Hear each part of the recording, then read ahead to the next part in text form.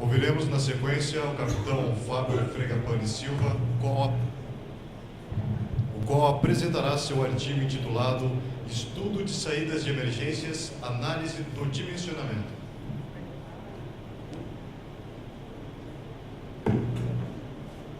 Bom dia, senhores. Sou o capitão Fregapane, para quem não me conhece, estou no Corpo de Bombeiros desde 2009, trabalho na atividade técnica desde 2011, quando me formei aspirante.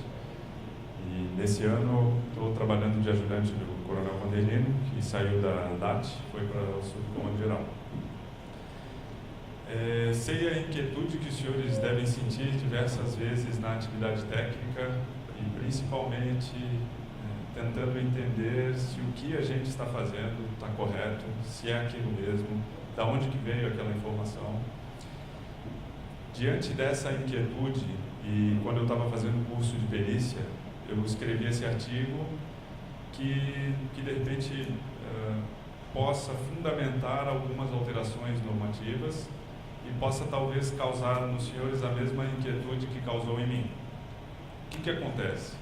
Eu comecei a olhar, nossa norma trata em unidades de passagem há bastante tempo, e a unidade de passagem ela se tornou uma verdade absoluta, ela se tornou uma questão incontestável, inquestionável, como se aquilo fosse uma verdade absoluta. Aquilo foi uma convenção que há muitos anos atrás se estabeleceu com base em estudo de fluxos de pessoas em situação de normalidade. Então, nós colocamos a situação de normalidade. Quando nós começamos a verificar, envolver o elemento humano e olhar os casos que aconteceram em incêndio, a gente verifica que, a coisa não é linear. Tá? A coisa não funciona como a unidade de passagem, como as teorias anteriores pregavam. Então, esse estudo análise do dimensionamento atual com base nos eventos ocorridos em boates e similares. O que eu fiz nesse estudo? Eu fiz um levantamento bibliográfico, então uma revisão bibliográfica, verificando estudos científicos, os casos de incêndio em boate que tinham acontecido aí nos últimos anos, bibliografias de autores que escreveram sobre o assunto. Num segundo momento, eu fiz uma análise de casos práticos aplicados às normas atuais. Então, vocês vão entender, eu vou explicando isso ao longo do trabalho, é a parte principal do trabalho. Depois, eu descrevi os principais fatores que levaram às vitimações, analisando todos esses incêndios. E, num quarto momento, os pontos positivos e negativos das normas que eu estudei. Claro que existem outras normas, mas as que eu me ative, até pelo tamanho, pela quantidade de caracteres que eu poderia colocar dentro do artigo, eu estudei algumas normas e limitei o meu estudo. Então, na revisão bibliográfica, os casos de incêndios e boates similares na história recente. Alguns estudados mais a fundo dentro do trabalho e outros citados brevemente. Fluxo de pessoas, então eu consegui fontes de 3 autores diferentes. Levantamento das legislações nacionais e internacionais tratadas sobre o assunto. Relatórios e perícias da Boate Kiss. Então, eu peguei um relatório do CREA e o relatório final da Polícia Civil, lá do Rio Grande do Sul. O caso base que eu estudei, os principais casos, tá? A boate Day Station em Rhode Island, nós vamos ver um vídeo aqui, ocorreu em junho de 2003, 96 mortes, a área da boate 412 metros quadrados. Vejam, uma boate pequena. Boate Cromayon, na Argentina, foi em dezembro de 2004, 194 mortos e 1.432 feridos, a área 1.037 metros quadrados. A Boate Kiss, 242 mortes, 680 feridos, área 691 metros quadrados. 2008, Boate Factory, no Equador, 15 mortos, 35 feridos. 2008, Boate Wawang, 43 mortos e 88 feridos. 2009, Santika Club, na Tailândia, 66 mortos e 222 feridos. 2009, Leme Horse, na Rússia, com 150 mortos e 160 feridos. Então, os senhores vejam que a história continua se repetindo. 2015, Boate Formosa, em Phnom Coast, 14 mortos e 498 feridos. Essa aqui tem um vídeo na internet, depois quem se interessar pode ver, uma explosão de pó. Era uma festa que eles lançavam pós coloridos, né? E por algum motivo aquele pó se incendiou. Então teve não é uma explosão, na verdade, né? É um incendiamento instantâneo de todo o pó que está no ambiente. Os casos práticos que eu analisei. Então eu usei como base a Boate Daystation e a Boate Kiss. Por que eu usei como base? Porque são as duas situações que eu tive mais informações. Então a Boate Daystation, eu tenho um vídeo que está publicado na internet, que a gente vai ver. E a Boate Kiss tem um vídeo também, similar, do início do incêndio, que a gente consegue imaginar, fazer um paralelo com a Boate Daystation. Depois eu coloquei os tempos a ser considerados, aí os senhores vão entender, eu peguei numa bibliografia o que são esses tempos, os tipos de movimento. Então nós vamos verificar também de uma ordem prática, até para verificar as situações, as lotações nos ambientes, e o fluxo de pessoas conforme aquelas bibliografias que eu já falei. Os tempos a serem considerados. Araújo, 2008, ele está naquele livro Segurança contra Incêndio no Brasil, um livro mais grosso, acho que muita gente aí já deve ter lido. Então ele fala o seguinte, que o tempo total de escoamento de uma situação dessa é o quê? É o tempo de alarme, que é o tempo até que o alarme seja acionado, ou que por algum motivo alguém sinalize que está ocorrendo, né? Acorde para as pessoas, não significa que seja um alarme auditivo, um alarme, né? Enfim, o ponto da percepção. Depois tem um tempo de pré-movimento, que tocou o alarme, é o tempo que a pessoa leva para entender que está acontecendo alguma coisa e que ela deve sair. Por exemplo, ela viu o incêndio, começou o fogo, qual o tempo que ela leva de reação para começar a agir e sair, entendeu? Então tem esse tempo. Mais o tempo real de movimento, que é o tempo que eu vou levar me deslocando até a saída. Então esse é o tempo total de escape. O TLS seria o período limite de sustentabilidade à vida, que seria o seguinte, vamos imaginar nesse ambiente, começou o incêndio. Quanto tempo leva até que esse ambiente não tenha mais condições de oxigênio e tenha, né, fumaça, enfim, esse ambiente ele não esteja mais viável à vida. E aí o que acontece? Quando esse tempo aqui, ele é superior, quando esse tempo aqui, o TLS, ele é superior ao tempo de escape, beleza, ok, ainda tenho condições de vida. Mas quando o tempo de escape é superior ao tempo que esse ambiente é sustentável à vida, aí é que eu tenho problema com mortes, ou, né, ferimentos, etc. Com base nessa informação, eu fiz uma análise do vídeo da Boate Daystation, e eu vou passar o vídeo só até o momento que a gente tem essa análise, para que os senhores consigam comparar esses dois tempos. Tá? Basicamente, o vídeo começa e em cerca de 1 minuto e 30 segundos, depois do início do incêndio, o ambiente já está inviável à vida. E os senhores vão perceber que as pessoas não conseguiram deixar o ambiente.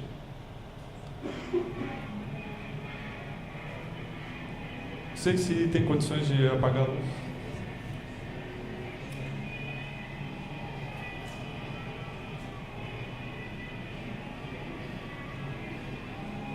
Então observem, começou o fogo de artifício, começou o show da banda, né?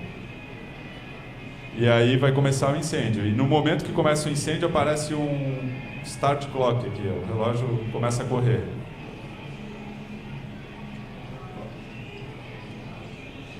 Tá, só um detalhe, esse cara que viu o incêndio, o câmera, ele se ligou e começou a se movimentar antes das outras pessoas.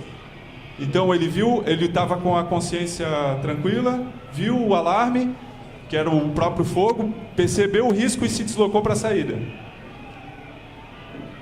Nisso, ele já está quase no corredor da porta de saída. E aí ocorre o quê? Que ele consegue sair do vídeo, tá? Dentro desse vídeo, eu também analisei quadro a quadro e verifiquei o momento que as pessoas começaram a sair. Então eu consegui identificar cada momento do vídeo. Observem, a fumaça já chegou na porta de saída. Tá? Aí ele já está no ambiente externo, ó. Inclusive está nevando ou tinha neve no ambiente externo, vocês vão perceber ali no chão. Já dá para ouvir os gritos de ajuda, né? E aí, quando ele volta para a porta de entrada, dá para ver o trancamento das pessoas. Ó, a neve aqui no chão, a fumaça já saindo pelas janelas da edificação, ó. E as pessoas trancadas na porta.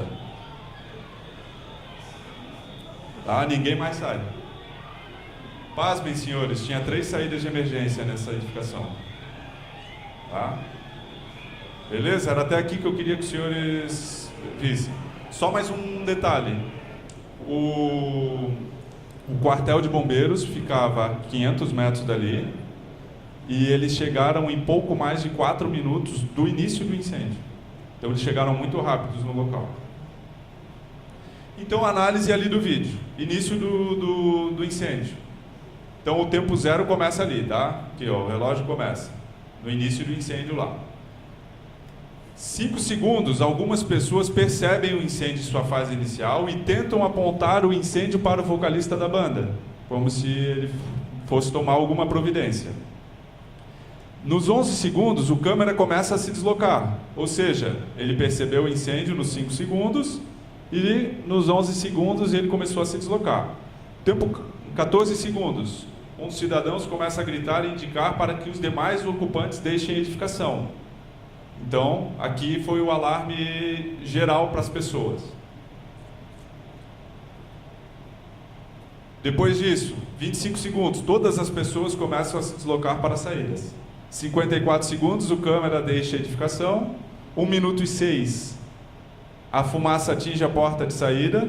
1 minuto e 30, a fumaça sai pelas janelas externas da edificação. Então, nesse momento, foi o que eu considerei o momento crítico. O ambiente não tem mais condições à vida, ou seja, a fumaça já tomou todo o ambiente, nível baixo.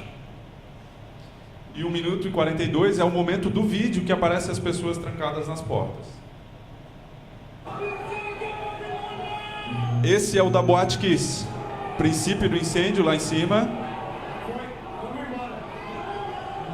Vocês vão perceber que as pessoas começam a se deslocar para a saída. Algumas ali tentaram apagar o fogo antes. Inclusive esse que filmou falou isso, né? Vamos embora. E aí as pessoas começam a se deslocar para a saída, mas o ambiente vai ficando escuro até o momento que acaba o áudio do celular e a gente não enxerga mais nada. Tá? Aí acabou o áudio, ainda dá para ver movimento, até o momento que o ambiente fica todo escuro. Com esse tempo, foi um tempo mais ou menos de 1 minuto e 30 também, pela análise que eu fiz. Tá? Então aí ele vai mexendo, enfim, até que fica escuro. E aí para o movimento eu não consigo mais perceber o que aconteceu. Tá? Então, com base nesses 2 vídeos, vai ser a análise que eu vou fazer mais à frente. Professor Coelho, em 1997, descreveu o seguinte: movimento de meia pessoa por metro quadrado. Vamos imaginar aqui, ó, 1 metro quadrado, tá? Meia pessoa por metro quadrado. Movimento livre, sem qualquer contato entre as pessoas. Movimento confortável entre 1 e 2 pessoas por metro quadrado. Ainda não existe contato entre as pessoas. Movimento sem contato de 2 a 4 pessoas por metro quadrado. É aquele ambiente confortável, que a gente acaba verificando nas pistas de dança, né? Que eu consigo circular livremente. Tem um contato esporádico, um movimento normal, se eu quiser circular eu consigo circular, mas um fluxo de pessoas já é aumentado. Aí movimento compacto, 6 pessoas por metro quadrado.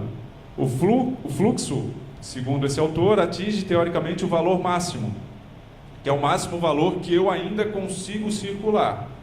A partir disso, seria 8 pessoas por metro quadrado, onde o movimento é praticamente impossível. Aí eu pergunto para os senhores, quem já saiu numa boate, chegou lá, o ambiente vazio, ninguém quis ficar, né? O ambiente extremamente cheio, o que acontece? Alguém já teve dificuldade, por exemplo, de ir até o banheiro da boate? De ir até o bar?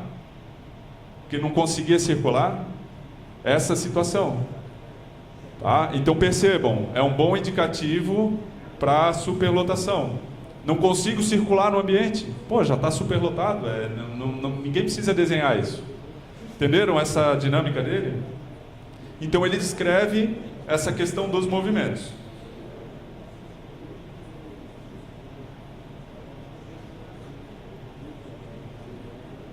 Nos casos práticos, então, dos fluxos de pessoas, eu consegui 3 bibliografias, que é do Coelho, de Abolins, e do Moraes, que é o Tenente Wagner, em 2014. Talvez alguns dos senhores tenham participado do experimento que ele fez. Tem alguém que participou ou não? No ginásio? Aqui? 2013? 2? 3? Beleza. Então os senhores vão se ver no vídeo.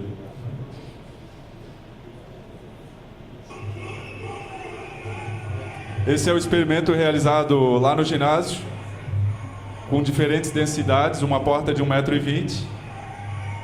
E aí os senhores observam o trancamento na saída. Tá? É aqui o vídeo olhando de cima, né? E aqui saindo pela frente, tá? 2 unidades de passagem. Senhores, esse vídeo foi na situação no dia que o pessoal estava indo para o TRO. Então eles, de certa forma, estavam submetidos a uma situação, a uma condição de estresse.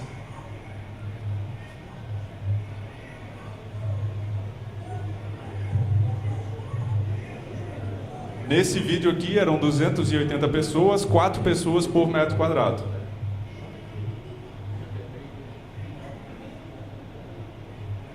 O trabalho de conclusão de curso do Tenente Wagner, ele fez diversas análises, tá?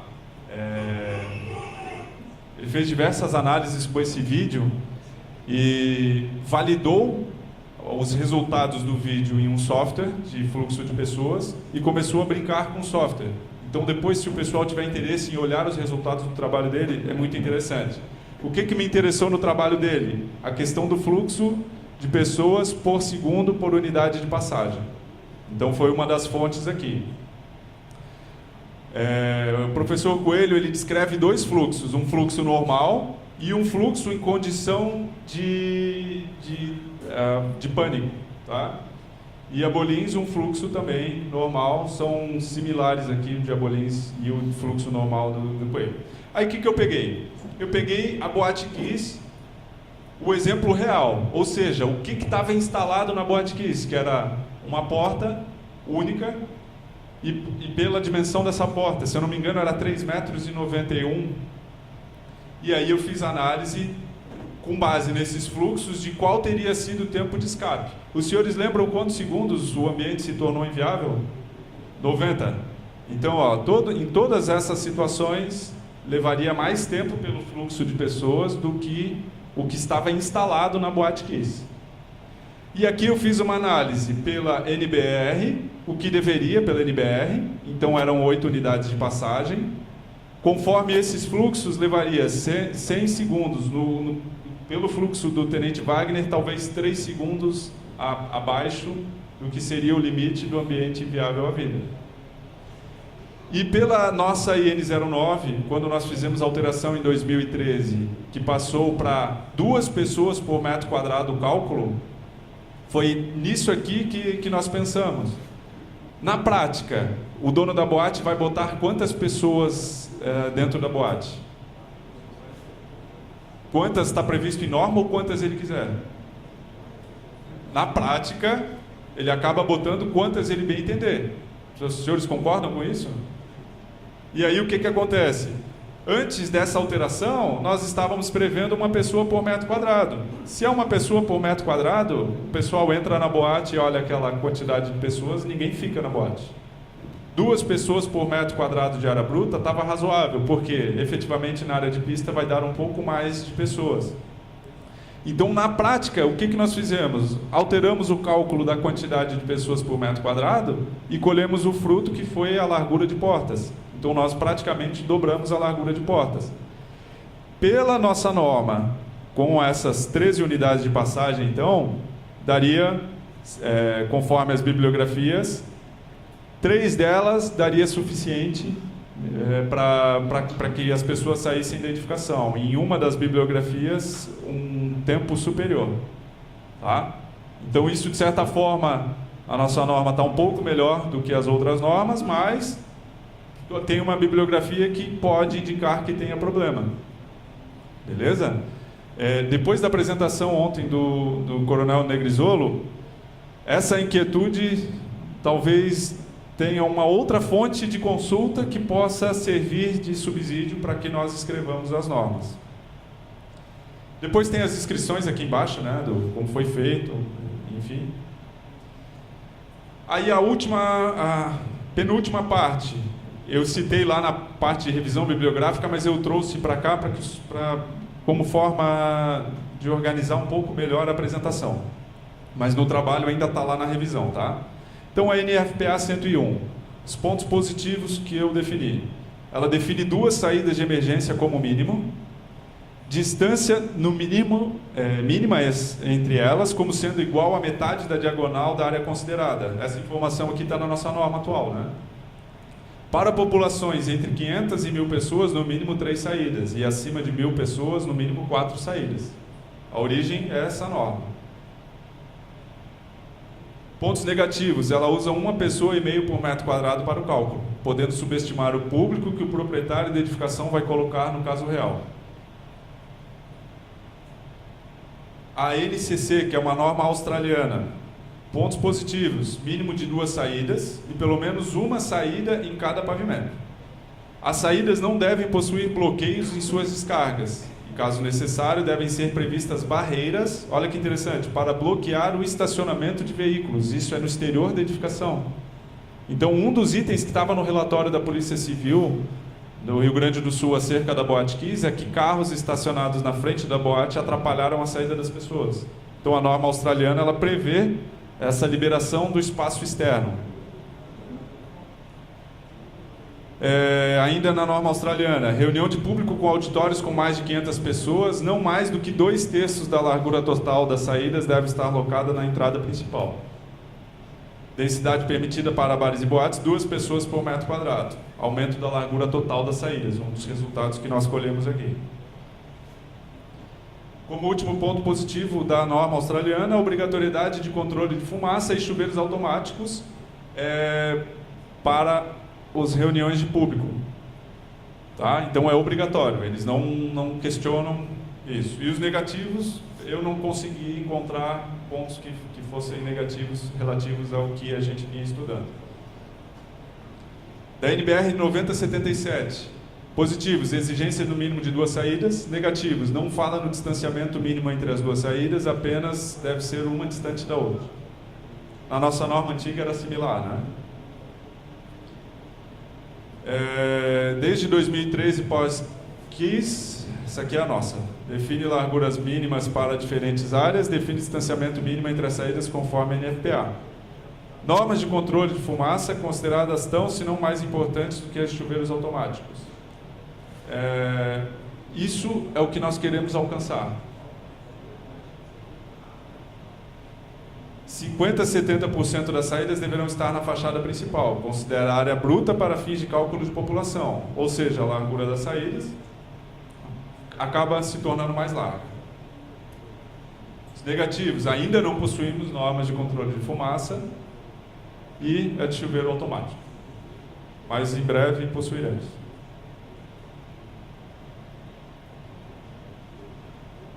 O terceiro item do trabalho. Principais fatores que levaram às vitimações. Aqui, eu peguei todos aqueles incêndios, os relatos, as inscrições, e aí eu fui trabalhando individualmente e colocando. Então, todos eles apresentavam superlotação. As saídas em quantidades ou dimensões insuficientes, ou em alguns casos até tinha, mas elas estavam trancadas. No caso lá da Argentina, elas estavam trancadas. Utilização de artefato pirotécnico em ambiente fechado. No caso da Argentina, eles alertaram para que não usassem antes ainda do evento, para que o pessoal não usasse, mesmo assim eles usaram. Era a comemoração de um campeonato de futebol. Material de acabamento com características propagantes às chamas. Ambiente com pouca iluminação e ventilação. Produção de fumaça tóxica no incêndio. Obstrução das descargas com presenças de veículos estacionados ou barras metálicas definidoras de fluxos. Sistemas preventivos inoperantes. Ausência de chuveiros automáticos. Ausência de sistema de controle de fumaça. Percebam, não foi um item, foram uma sequência de itens. E se nós colocarmos como uma avaliação dos erros, é uma sucessão de erros. Nenhum evento desse, que vitimiza tantas pessoas, ocorre por um único motivo, ou por um único erro. É sempre uma sucessão de erros.